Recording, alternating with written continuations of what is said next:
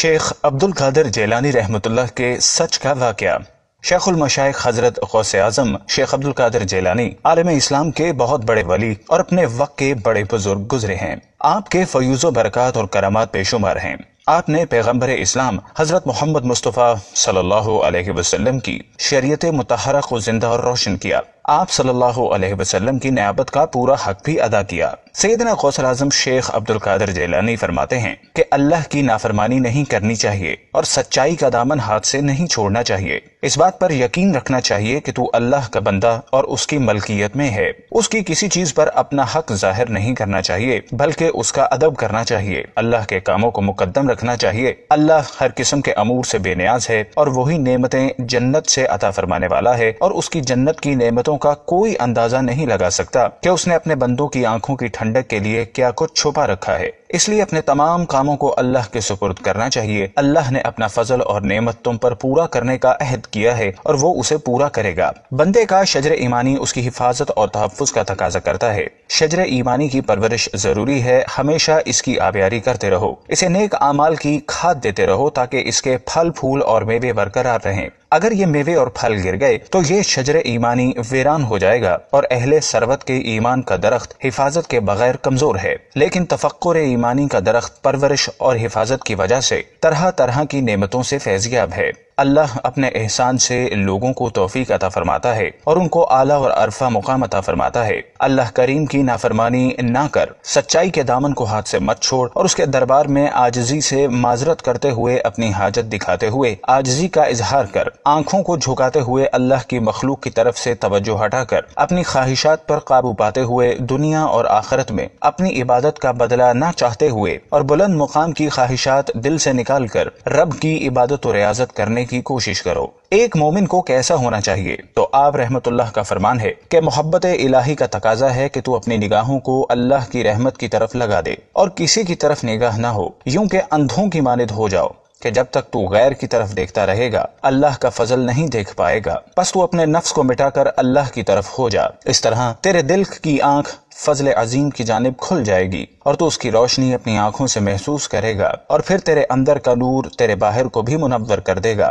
عطائے الہی سے تو راحت پائے گا، اور اگر تو نے نفس پر ظلم کیا اور مخلوق کی طرف نگاہ کی تو پھر اللہ کی طرف سے تیری نگاہ بند ہو جائے گی اور فضل خدا رک جائے گا۔ توحید، قضائے نفس، محویت، ذات کے ذریعے دوسرے راستے بند کر دے تو تیرے دل میں اللہ کے فضل کا دروازہ کھل جائے گا، تو اسے ظاہری آنکھوں سے دل ایمان اور یقین کے نور سے مشاہدہ کرے گا۔ آپ رحمت اللہ مزید فرماتے ہیں کہ تیرا نفس اور اعضاء غیر اللہ کی عطا اور وعدے سے سکون نہیں پاتے بلکہ اللہ کے وعدے سے سکون اور آرام پاتے ہیں۔ سیدنا حضرت شیخ عبد القادر جیلانی رحمت اللہ کا ارشاد گرامی ہے کہ جب بندہ مخلوق، خواہشات، نفس، ارادہ، دنیا و آخرت کی آرزوؤں سے فنا ہو جاتا ہے تو اللہ کے سوا اس کا کوئی مقصود نہیں ہوتا، اور یہ تمام چیزیں اس کے دل سے نکل جاتی ہیں تو وہ اللہ تک پہنچ جاتا ہے۔ اللہ اسے محبوب و مقبول بنا لیتا ہے، اس سے محبت کرتا ہے اور اپنی مخلوق کے دل میں اس کی محبت ڈال دیتا ہے۔ پھر بندہ ایسے مقام پر پہنچ جاتا ہے کہ وہ صرف اللہ اور اس کے قرب کو محبوب رکھتا ہے۔ اس وقت اللہ کا خصوصی فضل اس پر سایہ فگن ہو جاتا ہے اور اس کو اللہ اپنی رحمتیں عطا فرماتا ہے اور اس پر اپنی رحمت کے دروازے کھول دیتا ہے، اور اس سے وعدہ کیا جاتا ہے کہ رحمت الہی کے دروازے اس پر کبھی بند نہیں ہوں گے۔ اس وقت وہ اللہ کا ہو کر رہ جاتا ہے اور اس کے ارادے سے ارادہ کرتا ہے، اس کے تدبر سے تدبر کرتا ہے، اس کی چاہت سے چاہتا ہے، اس کی رضا سے راضی ہوتا ہے اور اس کے احکامات کی پابندی کرتا ہے۔ غوث اعظم رحمت اللہ فرماتے ہیں کہ انسان اپنی طبعی عادات کو چھوڑ کر شریعت مطہرہ کی طرف رجوع کرے تو حقیقت میں یہی اطاعت الہی ہے۔ اس سے طریقت کا راستہ آسان ہوتا ہے۔ اللہ کو کبھی فراموش نہیں کرنا چاہیے اور اعمال کو شریعت کی پیروی کرتے ہوئے بجا لانا چاہیے۔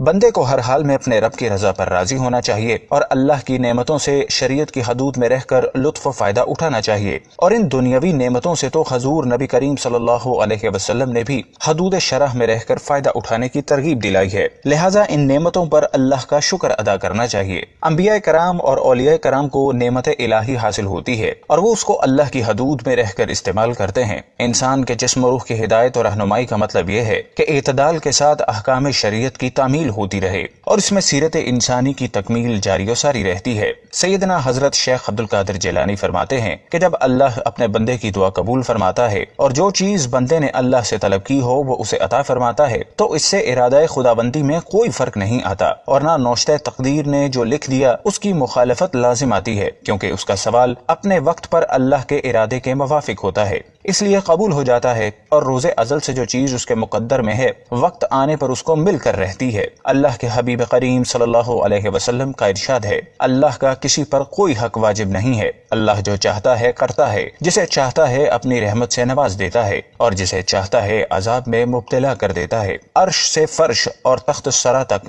جو کچھ بھی ہے وہ سب کا سب اللہ کے قبضے میں ہے، ساری مخلوق اسی کی ہے، ہر ایک کا خالق اللہ ہی ہے، اللہ کے سوا کوئی پیدا کرنے والا نہیں۔ اللہ جسے چاہے جس طرح چاہے حکومت و سلطنت عطا فرماتا ہے اور جس سے چاہتا ہے واپس لے لیتا ہے، جسے چاہتا ہے عزت دیتا ہے، جسے چاہتا ہے ذلت میں مبتلا کر دیتا ہے۔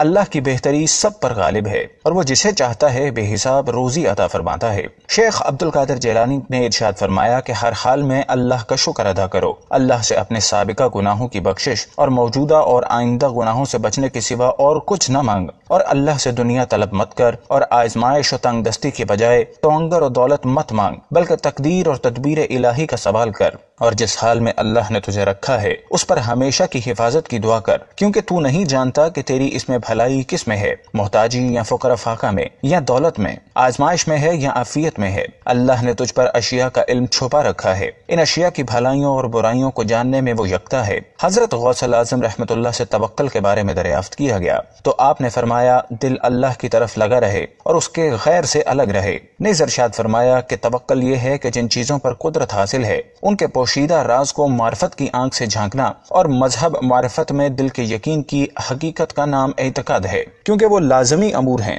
ان میں کوئی اعتراض کرنے والا نقص نہیں نکال سکتا۔ آپ سے شکر کے بارے میں دریافت کیا گیا تو آپ نے فرمایا شکر کی حقیقت یہ ہے کہ عاجزی کرتے ہوئے نعمت دینے والے کی نعمت کا اقرار ہو، اور اسی طرح عاجزی کرتے ہوئے اللہ کے احسان کو مانے اور یہ سمجھ لے کہ وہ شکر ادا کرنے سے عاجز ہے۔ آپ رحمت اللہ سے صبر کی حقیقت کا پوچھا گیا تو آپ نے فرمایا کہ صبر یہ ہے کہ بلا و مصیبت کے وقت اللہ کے ساتھ حسن ادب رکھے اور اس کے فیصلوں کے آگے سر تسلیم خم کر دے۔ آپ سے صدق کے بارے میں دریافت کیا گیا تو آپ نے فرمایا کہ اقوال میں تو صدق یہ ہے کہ دل کی موافقت قول کے ساتھ اپنے وقت پر رہو، اعمال میں صدق یہ ہے کہ اعمال اس تصور کے ساتھ بجا لائے جائیں کہ اللہ اس کو دیکھ رہا ہے اور خود کو بھول جائے۔ احوال میں صدق یہ ہے کہ طبیعت انسانی ہمیشہ حالت حق پر قائم رہے، اگرچہ دشمن کا خوف ہو یا دوست ناحق مطالبہ ہو۔ اللہ کریم ہمیں سیدنا حضرت غوث الاعظم شیخ عبد القادر جیلانی رحمۃ اللہ کے ملفوظات پر عمل کرنے کی توفیق عطا فرمائے اور ہمارے دلوں میں اللہ کے ان اولیاء کرام کی محبت پیدا فرمائے، آمین۔ حضرت سیدنا شیخ عبد القادر جیلانی جب حصول علم کے لیے اپنے گاؤں جیلان یعنی گیلان سے بغداد کے لیے روانہ ہوئے تو آپ کی والدہ ماجدہ نے ذات راہ کے طور پر 40 دینار آپ کی گٹڑی میں سی دیے اور چلتے وقت اپنے لخت جگر کو نصیحت کی کہ بیٹا خواہ کیسی ہی مصیبت اور برے حالات تمہیں پیش آئیں، سچ کا دامن ہاتھ سے نہ چھوڑنا اور جھوٹ کے نزدیک بھی نہ پھٹکنا، کیونکہ راست گوئی 1000 عبادتوں کی ایک عبادت ہے۔ سعادت مند فرزند نے عرض کی کہ اے والدہ، میں صدقے دل سے عہد کرتا ہوں کہ آپ کی نصیحت پر ہمیشہ عمل کروں گا۔ والدہ ماجدہ سے رخصت ہو کر حضرت بغداد جانے والے ایک قافلے میں شامل ہو گئے، کیونکہ اس دور میں طویل بیابانی راستوں میں تنہا سفر کرنا مشکل بلکہ ناممکن تھا۔ اثناء سفر میں ہمدان میں کچھ آگے قزاقوں کے ایک جتھے نے قافلے پر چھاپا مارا اور اہل قافلہ کا سب مال و اسباب لوٹ کر تقسیم کر کے ایک جگہ جمع کر دیا۔ سیدنا شیخ عبد القادر جیلانی ایک طرف چپ چاپ یہ دردناک نظارہ دیکھ رہے تھے کہ ایک ڈاکو آپ کی طرف بڑھا اور پوچھا، کیوں لڑکے، تمہارے پاس بھی کچھ ہے؟ آپ نے فرمایا، ہاں میرے پاس 40 دینار ہیں۔ ڈاکو کو آپ کی بات پر یقین نہ آیا اور آپ کی ہنسی اڑاتا ہوا آگے بڑھ گیا۔ اتنے میں دوسرا قزاق آپ کی طرف آیا اور آپ سے وہی سوال کیا۔ آپ نے اسے بھی یہی جواب دیا کہ میرے پاس 40 دینار ہیں۔ آپ کی غریبانہ حالت کو دیکھتے ہوئے دوسرے ڈاکو نے بھی آپ کی بات ہنسی میں اڑا دی۔ ہوتے ہوتے یہ بات ڈاکوؤں میں پھیل گئی اور ان کے سردار احمد بدوی کے کانوں میں جا پڑی۔ اس نے حکم دیا، اس لڑکے کو میرے پاس لاؤ۔ ڈاکو حضرت کو کشاں کشاں اپنے سردار کے سامنے لے گئے۔ سردار نے آپ سے مخاطب ہو کر کہا، لڑکے سچ سچ بتا، तेरे पास क्या है?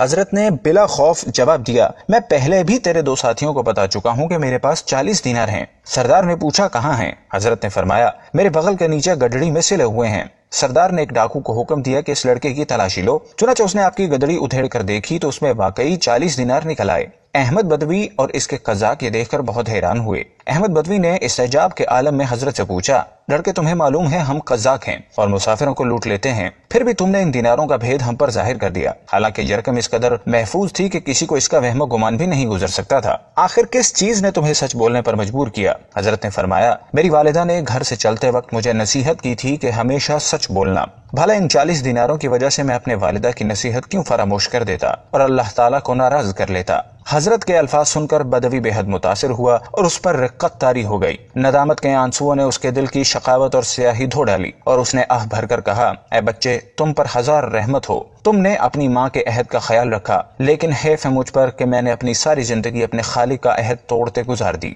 ऐ बच्चे, तुमने मुझे हिदायत की राह दिखा दी, अब मैं रहती जिंदगी तक कभी किसी को तकलीफ नहीं पहुंचाऊंगा। ये कहकर वो हजरत के कदमों में गिर पड़ा और रहजनी के पेशे से तायब हो गया। उसके साथियों ने यह मंजर देखा तो सब बैक जुबान पुकार उठे कि ऐ सरदार, हम भी इस बुरे पेशे से तौबा करते हैं। तो रहजनी में भी हमारा कैद था और तौबा में भी हमारा पेशरो है। चुनाचे उन्होंने लूटा हुआ तमाम माल काफिले वालों को वापस दे दिया। कहते हैं कि इस वाक़े के बाद अहमद बदवी और उसके साथी सच्चे मुसलमान बन गए और अपने ज़ुहद और तक़वा और इबादत और रियाज़त और खल्क़े खुदा की खिदमत की बदौलत खासाने खता में शुमार होते थे।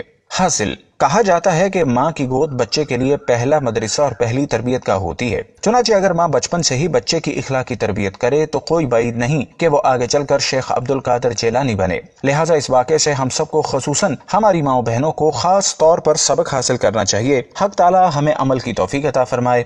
अगर आपको हमारी ये वीडियो अच्छी लगी हो तो इस वीडियो को लाइक और अपने दोस्तों के साथ फेसबुक और व्हाट्सएप पर ज़रूर शेयर कीजिएगा।